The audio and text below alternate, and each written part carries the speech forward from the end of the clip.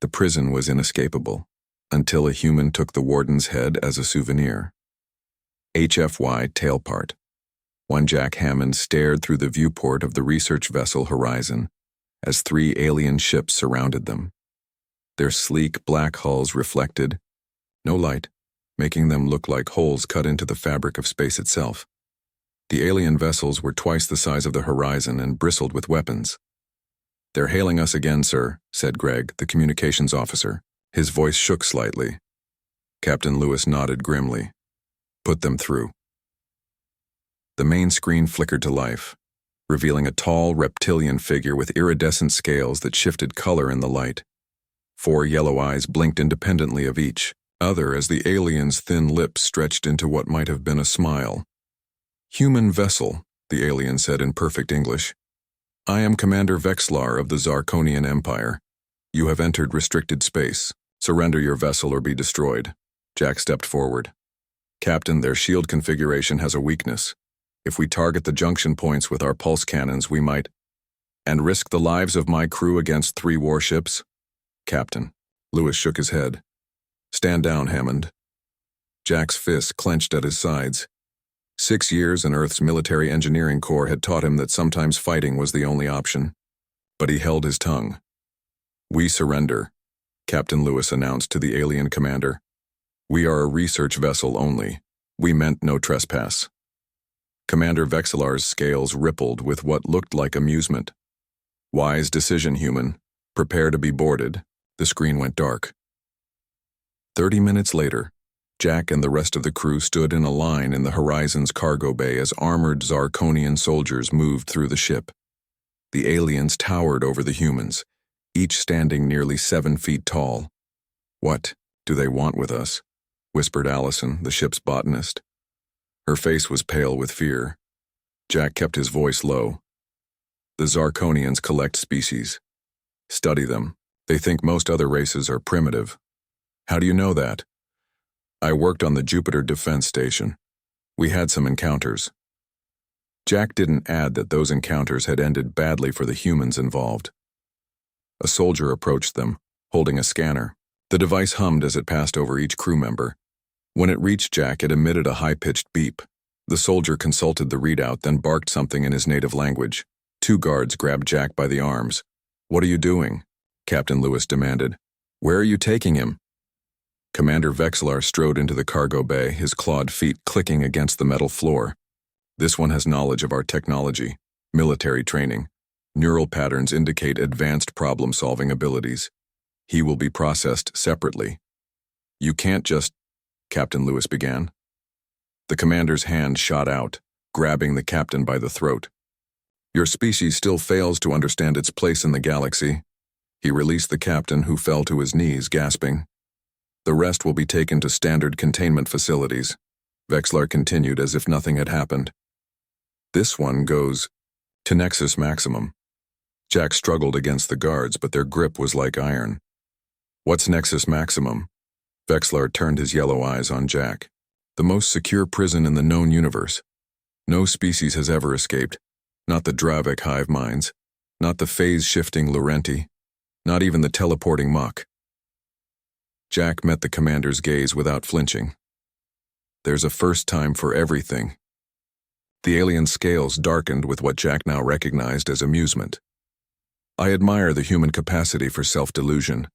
It will make watching it break all the more satisfying." As the guards dragged him away, Jack caught a final glimpse of his crewmates. He saw fear in their eyes, but also something else. Hope. They believed in him. Jack memorized every turn in the alien ship's corridors, every control panel they passed. If he was going to a prison no one had ever escaped from, he would need every scrap of information. The Zarkonians thought humans were primitive. They were about to learn their mistake. The prison was inescapable, until a human took the Warden's head as a souvenir. HFY Tailpart. 2 Jack's transport ship dropped out of faster-than-light travel with a shudder. Through the small window of his cell, he saw a massive asteroid floating in the emptiness of space. The surface was dotted with lights and metal structures, giving it the appearance of an artificial planet rather than a natural rock. Nexus Maximum said the guard who had been watching him since they left the horizon. Your new home. The ship docked with one of the many hangars carved into the asteroid. Jack was led through a series of security checkpoints, each more stringent than the last. Guards scanned him, took samples of his blood, and recorded his retinal patterns. Finally, they reached a sterile white room where two Zarkonians in medical uniforms waited. Hold him, one of them said. Before Jack could resist, guards pushed him onto a cold metal table and strapped down his arms and legs. One of the medical officers approached with a device that looked like a gun with a thick needle at the end. This will hurt, the alien said without sympathy. The control chip must be inserted at the base of your skull. The pain was intense but brief. Jack felt a cold sensation spread from the injection site up into his brain. Now he is ready for processing, the medical officer said. Jack was given a gray jumpsuit with the number 8422 printed on the chest. His guards led him through a massive doorway that opened into what appeared to be the main prison area. The space was enormous, with cell blocks stacked 20 levels high around a central open area. Aliens of all shapes and sizes moved about under the watchful eyes of guards and floating security drones. Some prisoners had multiple limbs, others had none at all. Some floated, others crawled. Mess hall is there, said the guard, pointing. Work assignments will come tomorrow. Step out of line and the chip in your head will make you wish you were dead. The guard pushed Jack forward, and he stumbled into the central area. Immediately, he felt eyes on him from all directions. He straightened his back and looked around, trying to appear unafraid. A tall, blue-skinned alien with 4 arms approached him. Fresh meat, it said in a language Jack somehow understood, despite never having heard it before. The translator chip, he realized. Back off, Jack said firmly, standing his ground. The blue alien laughed, a sound like stones grinding together. Brave for a human, but bravery dies quickly here. Leave him alone, Zorvan, said a voice from behind Jack. He turned to see a human woman with short blonde hair and hard eyes. She wore the same gray jumpsuit, but hers was worn and patched in several places. The number on her chest read 7219. The blue alien, Zorvan, backed away slightly. Lucky day for you, new human. You have a protector. He moved off into the crowd. You're human, Jack said, surprised to see one of his own kind. Lily Dawson, she said. 3 cycles here so far. Earth probably thinks I'm dead. Jack Hammond, just arrived. Lily's eyes narrowed. Military? Jack nodded. Engineering Corps. Good. We need those skills. She moved closer and lowered her voice. Don't talk too much. Don't trust anyone. And, whatever you do, stay away from the Warden. As if summoned by her words, a hush fell over the prison. Prisoners stepped back, creating a path through the central area. Jack turned to see what was happening. A massive reptilian figure walked slowly through the crowd. He stood at least 7 feet tall, with dark green scales and eyes like black pits. He wore an ornate uniform with insignia Jack didn't recognize, and at his hip hung what looked like a ceremonial blade. Most disturbing was the necklace he wore, a string of small, polished objects that Jack realized with horror were cranial, bones from various species. Warden Krell, Lily whispered. He collects trophies from those who try to escape. The warden's eyes swept the crowd and landed on Jack. A cold smile spread across his reptilian face as he changed direction, moving toward the new human prisoner. Welcome. To my prison, Warden Krell said. I look forward to adding human to my collection. The prison was inescapable, until a human took the warden's head as a souvenir. HFY tail part. 3 Jack sat in the mess hall 3 days after his arrival, pushing the gray mush around his plate. The food tasted like wet cardboard with a hint of something metallic, but he ate it anyway. He needed strength. You get used to it, said Lily, sitting across from him. She had become his guide to prison life, showing him which guards were cruel and which areas to avoid. I don't plan to be here long enough to get used to it, Jack replied quietly. Lily leaned forward. Don't talk like that. The walls have ears. She wasn't being paranoid. Jack had already spotted the small floating devices that drifted through the prison. Each one was the size of a golf ball, with a lens that recorded everything. "Work detail in 5 minutes," announced a metallic voice over the speakers. "Report to your assigned stations." Jack had been assigned to maintenance in the industrial sector. The Zarkonians used prisoner labor to keep the prison running. Jack's job was to repair broken machinery, under close supervision, of course. "See? You at dinner," Lily said. She worked in a different section, sorting through waste materials for recyclable parts. The industrial sector was a massive space filled with machines that hummed and clanked. Heat rose from metal furnaces and the air smelled of oil and chemicals. Guard Captain Maris, a tall Zarkonian with a scar across his snout, handed Jack a toolbox. "Fix the cooling unit in Section 6, he ordered. "It's overheating again." Jack nodded and headed to the broken unit. As he worked, he studied the prison systems. The cooling units connected to the main power grid. The power grid connected to the security systems. Everything was connected. "You work fast," said a voice. Behind him, Jack turned to see Zorvan, the four-armed blue alien who had confronted him on his first day. Since then, they had reached an uneasy truce. "I've fixed systems like this before," Jack said. Zorvan moved closer, lowering his voice. "You watch everything. You study the prison." Jack tensed. "Just doing my job." "No," Zorvan said. "You look for weaknesses. I see it." Jack's hand tightened on his wrench. If Zorvan reported him, he could end up dead. "I too look for weaknesses," Zorvan continued. "For 3 years. Found none." "There's always a weakness," Jack said. "Nothing is perfect." Zorvan made a clicking sound that might have been laughter. "Humans, always so sure." He glanced around to make sure no guards were watching. "I help you. 4 eyes see more than 2.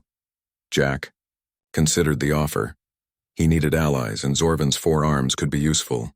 "Why would you help me?" "My people are hive mind.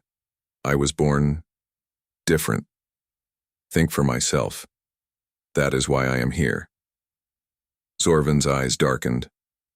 "Want to go home?" Jack nodded slowly. "All right. But we talked to Lily first."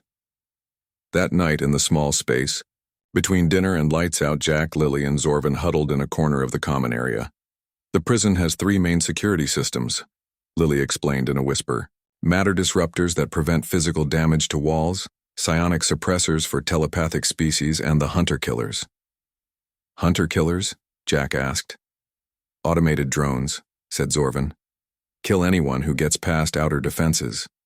Jack absorbed this information. "What about the control chips? Can they be disabled?" Lily shook her head. "Not without killing the host. I've seen it tried." Before they could talk further, the common area darkened as a tall shadow fell across them. Jack looked up to see Warden Krell standing there, his black eyes fixed on the 3 prisoners. "An interesting group," the warden said, his voice like gravel. "The new human, the old human, and the defective hive mind." He fingered the bone necklace at his throat. "Planning something?" "Just talking about work assignments," Jack said calmly. The warden smiled, showing rows of sharp teeth. "Good. Because today marks the 300th cycle without a successful escape." He leaned down until his face was inches from Jack's. "And I intend to keep that record perfect." As the warden walked away, Jack noticed something interesting. The control panel on Krell's wrist. The way the security drones responded to it. A plan began to form in his mind. Every prison had a weakness. Even this one. The prison was inescapable until a human took the warden's head as a souvenir. HFY tailpart. 2 weeks passed. Jack worked in the industrial sector every day, learning more about the prison systems. At night, he shared what he learned with Lily and Zorvan. Today, Jack was fixing a broken panel near the security sector. Guard Captain Maris watched him closely. "Don't touch anything but the broken parts," Maris warned. "Yes, sir," Jack replied, keeping his eyes down. As he worked, Jack noticed something strange. The security systems used different power settings for different species. Some had higher settings than others. The ones labeled for humans were lower than most. When Maris turned away to speak to another guard, Jack quickly took a small metal piece from the broken panel and slipped it into his boot. It might be useful later. That night, Jack's head pounded with pain. It had been happening more often lately. The control chip, he guessed. But the pain gave him an idea. The chips are calibrated for each species, he whispered to Lily and Zorvin in their usual corner. But I think they made a mistake with humans. What do you mean? Lily asked. Pain tolerance, Jack explained. Humans can endure more pain than the Zarkonians think. Zorvin's 4 eyes blinked in sequence. How does this help us? Jack pulled out the small metal piece he had taken. If I'm right, we can short out our chips, not completely, but enough to move freely for a short time. Lily looked skeptical. Others have tried to remove the chips. They died. Not remove, Jack said. Just disrupt. Temporarily. Before they could discuss further, a commotion broke out across the common area. A skinny alien with pale skin and 6 legs was running toward the main gate, screaming in a language Jack's translator chip couldn't decipher. Guards rushed forward. But before they reached the alien, Warden Krell appeared. He raised his wrist control and pressed a button. The alien collapsed, writhing in pain as the control chip activated. Prisoner 5590 has attempted escape, Krell announced, his voice echoing through the room. The punishment is death. The prisoners watched in silence as Krell drew his ceremonial blade. The execution was quick. Afterward, Krell removed a small bone from the dead prisoner's skull and added it to his necklace. Let this be a reminder, the warden said, looking directly at Jack. No one escapes Nexus Maximum. Later that night, Jack lay on his bunk, thinking. The execution had been horrible, but it had shown him something important. When Krell activated the alien's chip, Jack had felt a slight buzz in his own head. The chips were connected to a central system. You're still awake? Lily whispered from the next cell. Just thinking, Jack replied. About what? The chips, they're networked. If we can access the main system, we might be able to turn them all off at once. Lily was quiet for a moment. Even if that worked, we'd still have the matter disruptors, the hunter-killers, and 100 guards to deal with. One problem at a time, Jack said. The next day, Jack asked to be assigned to clean the medical bay. The guard looked suspicious, but agreed. In the medical bay, Jack found what he was looking for. Information about the control chips. While pretending to clean, he studied the medical files on a screen. The files confirmed his theory. Human nervous systems processed pain differently than the Zarkonians expected. The control chips were calibrated too low. That evening, Jack tested his theory. He pressed the metal piece against the spot on his neck where the chip was implanted and applied pressure. Pain shot through his skull, but he didn't cry out. He had felt worse. After a few seconds, he felt a strange sensation like a door opening in his mind. The constant presence of the chip seemed to fade. He could still feel it, but it was weaker. Jack looked up to see Lily watching him with wide eyes. Did it work? She whispered. Jack nodded slowly. Part 1 of the plan just became possible. From across the room, Warden Krell watched the humans with narrowed eyes. He couldn't hear what they were saying, but something about the way they moved bothered him. He touched the bones on his necklace, wondering if he would soon add human to his collection. The prison was inescapable, until a human took the warden's head as a souvenir, HFY Tail Part 7. 2 weeks after the failed escape attempt, strange things began happening in Nexus Maximum. Minor system failures occurred daily. Food dispensers gave double portions. Security doors opened a few seconds late. Nothing major, just enough to create confusion. Jack walked through the common area, watching the guards. They were nervous, checking their weapons more often. Security scans had increased. The prisoners sensed the change too. They whispered among themselves, glancing at Jack as he passed. "You're becoming a legend," Lily said when she joined him at their usual table. "Everyone knows you got into the security hub." "That's part of the plan," Jack replied quietly. "Krell is focused on me. He's not watching the others." Since his talk with Krell, Jack had been spreading rumors. He told some prisoners that humans had special abilities. He told others that he had found a way past the matter disruptors, all lies but useful ones. Sorvin had been released from isolation the day before. The four-armed alien now sat down beside them, his body thin from poor treatment. "Guards talk," Sorvin said in a low voice. "Say Warden is obsessed with human. Watches security feeds of you all day." Jack nodded. "Good. Let him watch." That afternoon, Jack was called to the industrial sector. A machine had broken down and they needed his skills to fix it. As he worked, he saw guard Captain Maris watching him. "The Warden says you're dangerous," Maris said. "But you seem like just another prisoner to me." Jack tightened a bolt.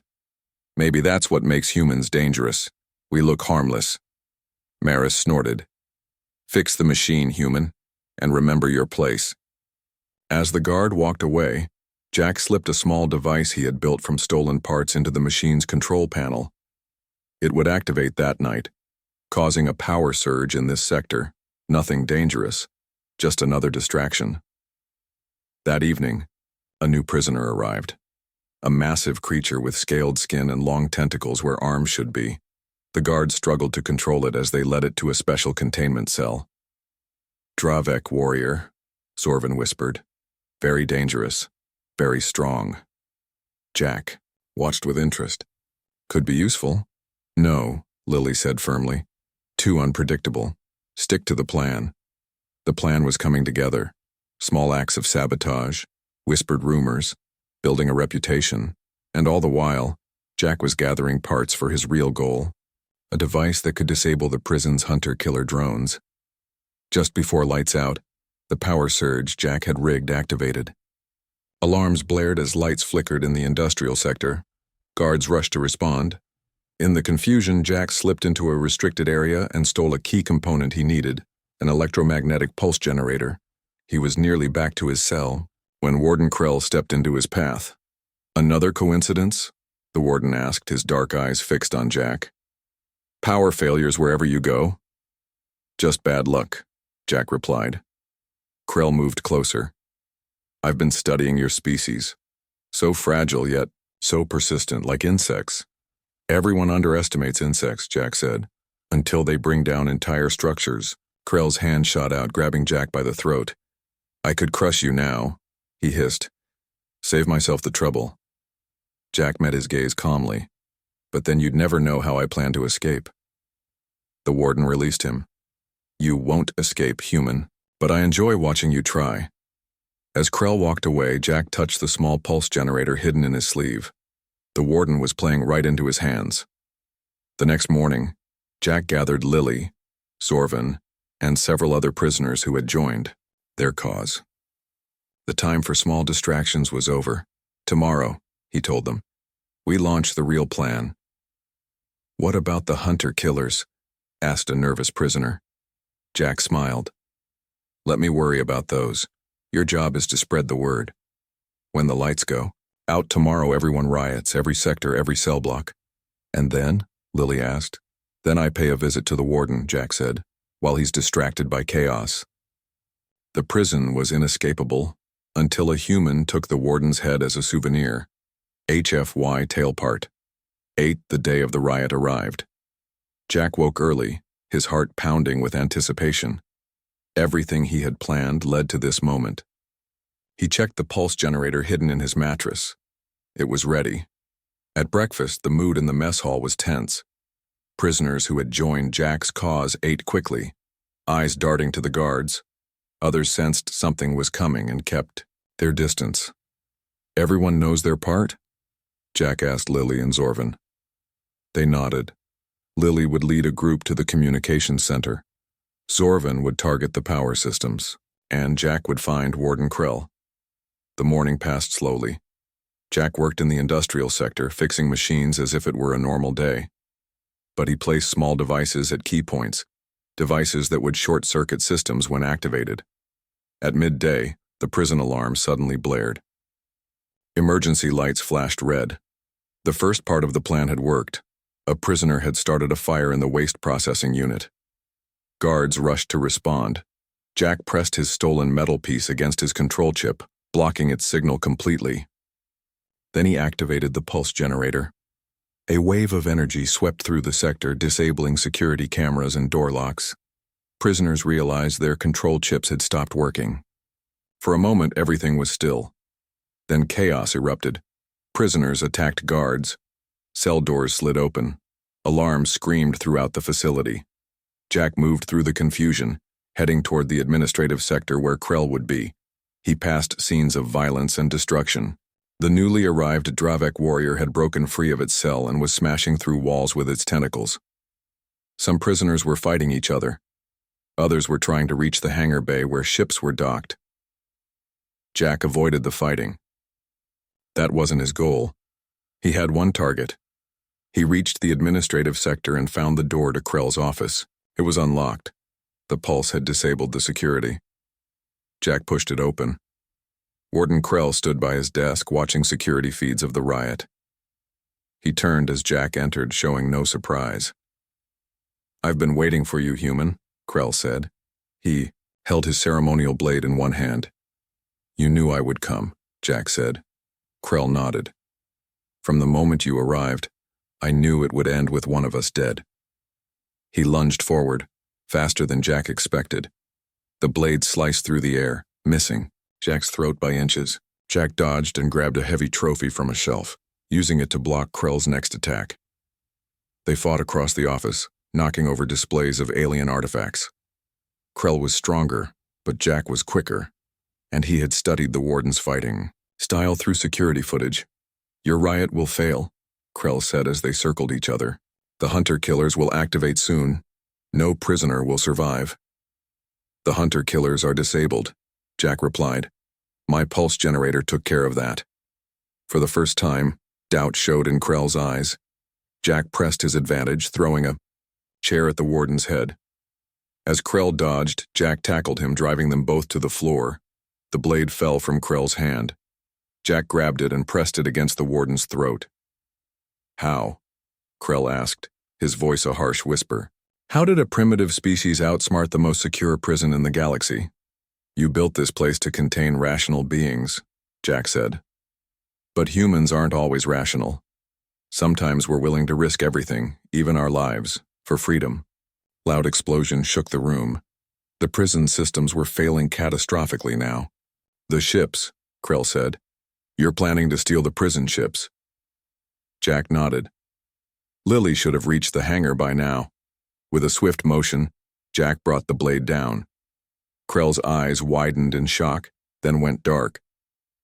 10 minutes later, Jack entered the main hangar carrying a heavy object wrapped in cloth. Lily, Zorvin, and 24 other prisoners had secured 3 ships. Guards lay unconscious or dead around them. "You made it," Lily said with relief. Then she noticed the bundle in Jack's arms. "What is that?" Jack unwrapped his package. Warden Krell's severed head, the eyes still open in eternal surprise.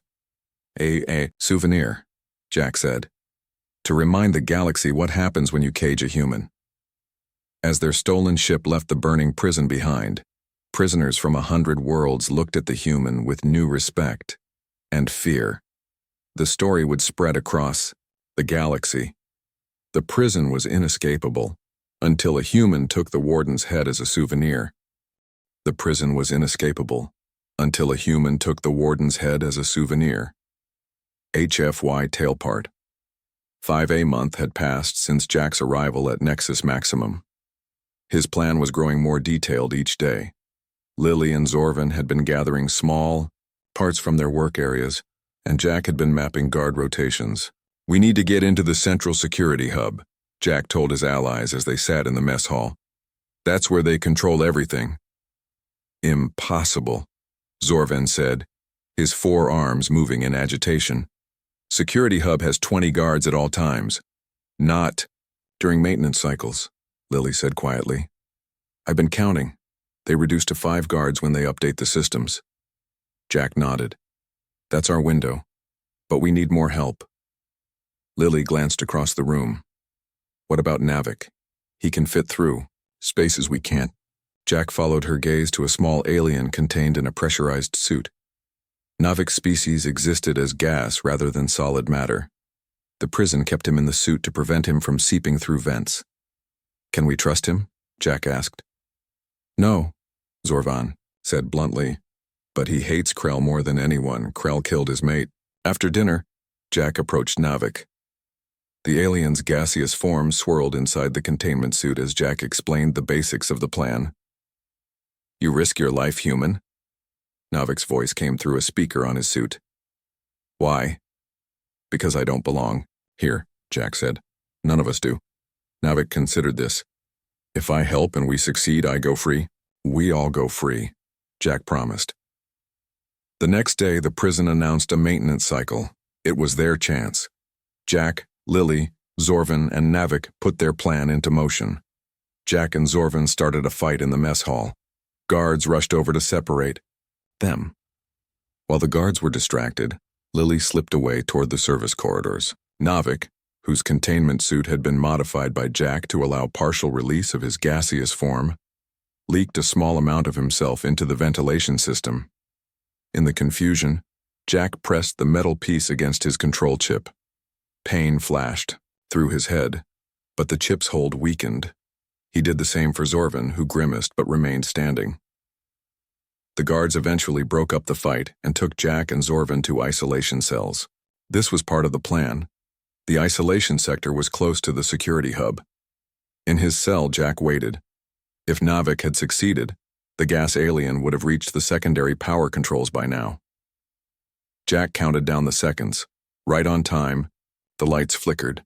Emergency systems kicked in, casting the cell in red light. The door lock clicked open. Jack slipped out into the corridor. A guard lay unconscious. Zorvan's work. Jack grabbed the guard's access card and weapon. He met Lily at the junction they had agreed upon. "Navik?" he asked. "In position," she confirmed. "He's disrupting the security sensors." They moved quietly toward the security hub. So far, everything was going according to plan.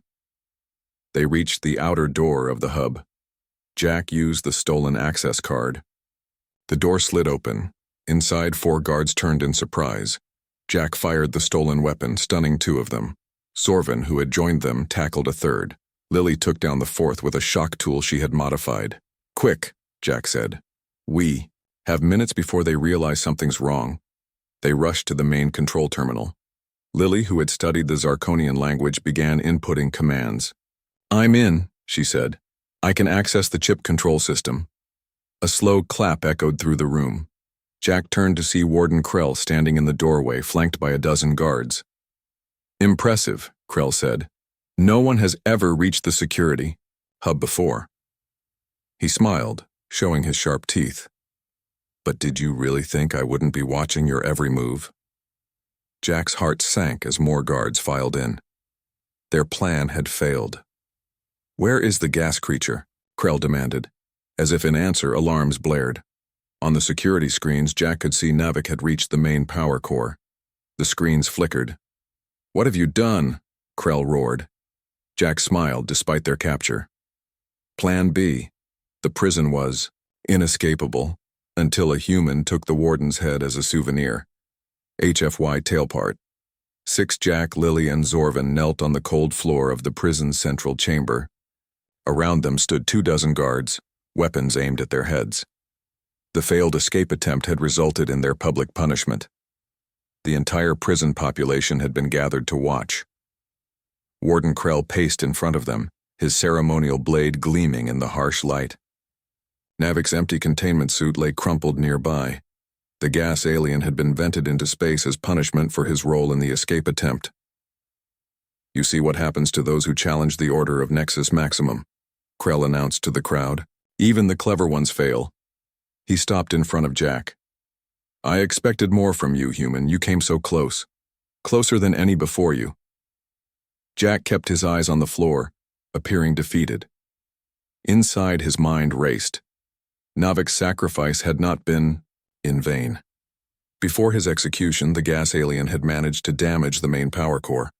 The damage wasn't obvious yet, but Jack knew it was only a matter of time. "Take the 4-armed one to isolation," Krell ordered. "The female human returns to work detail. This one," he nudged Jack with his foot, "comes with me." Jack was led to a part of the prison he had never seen before, Krell's private quarters. The room was spacious, with trophies from 100 worlds displayed on the walls. In the center was a large desk made from what looked like polished bone. "Sit," Krell commanded. Jack sat in a chair facing the desk. Without his allies, he felt vulnerable, but he kept his face blank. "I've been watching you since you arrived," Krell said, taking a seat behind the desk. "You're different from the others. You never gave up hope." "Hope is what makes us human," Jack replied. Krell laughed, a harsh sound like stones grinding together. "Hope is a weakness. It makes you take foolish risks." He leaned forward. "But I admit, I'm curious. What made you think you could succeed when so many others have failed?" Jack considered his answer carefully. This conversation could be useful. Humans are adaptable. We see patterns others miss. "And what patterns did you see in my prison?" "Your security is designed for rational beings," Jack said. "Beings who make logical choices, who fear death, who follow rules, and humans don't." Jack smiled slightly. "Not when we have nothing to lose." Krell studied him for a long moment. "Interesting. Perhaps I've underestimated your species." He stood and walked to a cabinet, removing a small device. "This is a neural scanner. It will show me how your mind works." Before Jack could react, Krell pressed the device against his temple. Pain shot through his head, worse than the control chip had ever caused. Jack bit back a scream. As the pain subsided, he realized something important. The scanner had interfered with his chip. "Fascinating," Krell said, looking at readings on the device. "Your pain centers are highly developed, yet you suppressed your response." He set the scanner down. "You will be returned to general population tomorrow.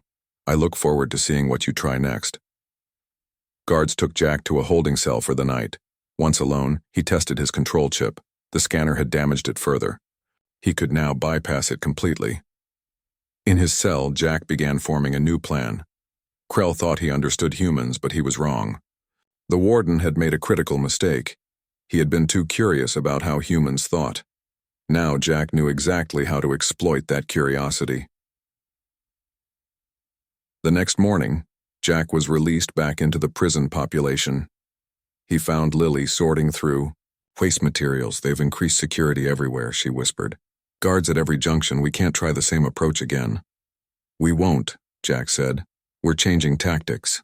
Krell thinks he understands how humans think, but he's missing something crucial. "What's that?" Jack smiled grimly. "We don't always need to escape to win. Sometimes we just need to change the rules of the game." Across the prison yard, he could see Warden Krell watching him. Jack met his gaze without flinching. The war between them had only just begun.